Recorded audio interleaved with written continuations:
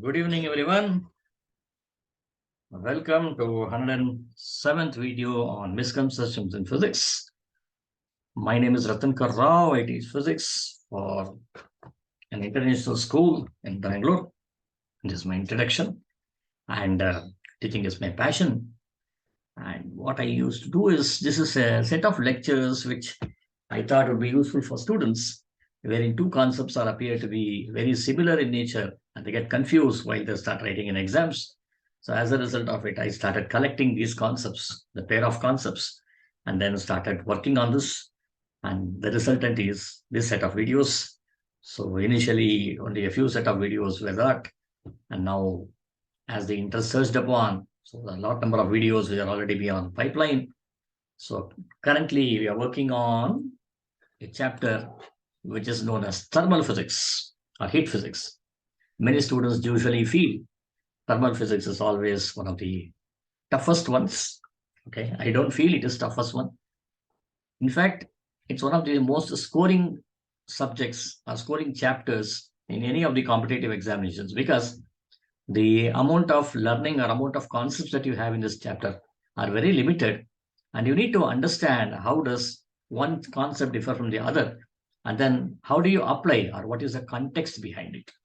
Okay, now let us continue with our video. So the current video deals on understanding the internal energy. Okay, so I'm not going into detail about internal energy. It's a basic concept because when I talk about internal energy, there are many things that you can talk about internal energy. Okay, so from chemistry point of view also you can talk about, you can relate enthalpy, entropy and all this with respect to internal energy. But I'm not looking at all this. So we are looking at a very simpler form of it. If you want to view all my videos, earlier videos, 106 videos, which I have done so far, you can visit my website, which is at ratankar.com. It's totally free. Okay. Now let us start with this. Okay. A system consists of an ice cube placed in a cup of water. So you have a cup of water. You have a cup of water. And you are going to keep an ice cube. All right. The system is insulated thermally from its surrounding, which means what? Maybe I'm going to put it across into a wooden cube, a wooden container like this, maybe a calorimeter like thing. And then I'm going to see to it that no heat flows from outside, or I'm not going to heat anything over here. Everything has been thermally closed. That's what it means. Whenever I say thermally insulated, that means, according to thermal physics, no heat energy is supplied. Okay, one of the important thing that you need to know.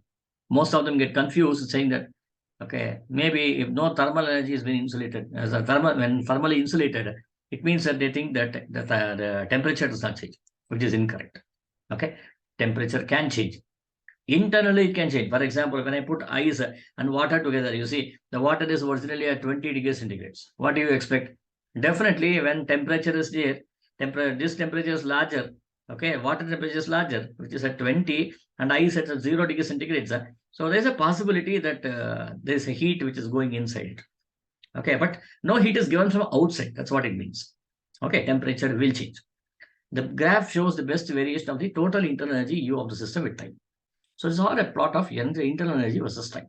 Okay, since water is now, which of this graph is correct? That's the question over here.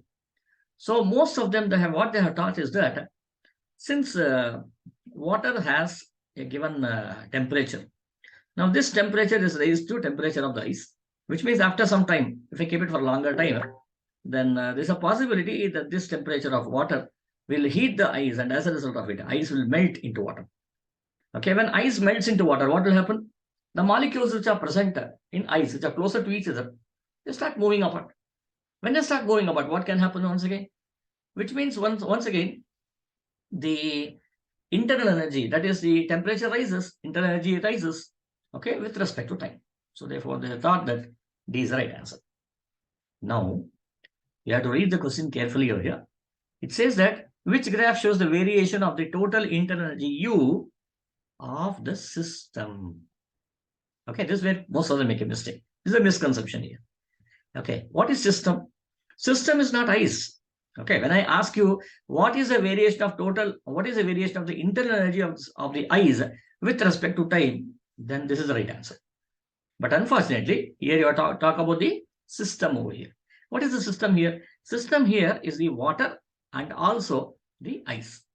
Now, what happens in that case? In that case, when heat energy flows from water to ice, then automatically water starts cooling down. When water starts cooling down, what else happens? That means the molecules which are farther apart. Okay, at a given temperature, the molecules are farther apart like this, at 20 degrees centigrade, let us say.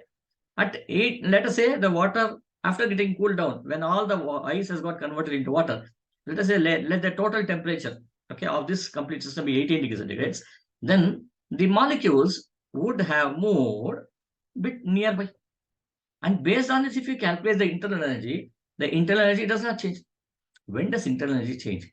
Internal energy changes, okay, when there's a heat which enters here or an heat exits over here. So there's no change in heat energy at all, right? When there is no change in heat energy, how do you expect that there's a change in internal energy, right? You cannot expect it. So therefore, internal energy of the full system does not change with respect to time. Remember this. Okay, this is a full system. But if I had asked you what happens to the internal energy of ice, definitely this is the right answer. What happens to the internal energy of water? Then you should have got a graph like this. Okay, but what happens due to the internal energy of the system? That means an increase in internal energy of the ice is associated with the decrease in internal energy, such that if 5 joules of energy of ice molecules is increased, then this 5 joules of energy is given by the water molecules, and as a result of it, the total energy will now be -5 plus 5, which will be equal to 0, right? So therefore, the answer is A here and not D. I hope you understood about this concept. If you like this video, do share and subscribe to my channel for more updates like this. You can also write back to me as what kind of questions you are not able to answer. So definitely I'll be happy to answer it by taking it across a video. Thank you friends for watching this video.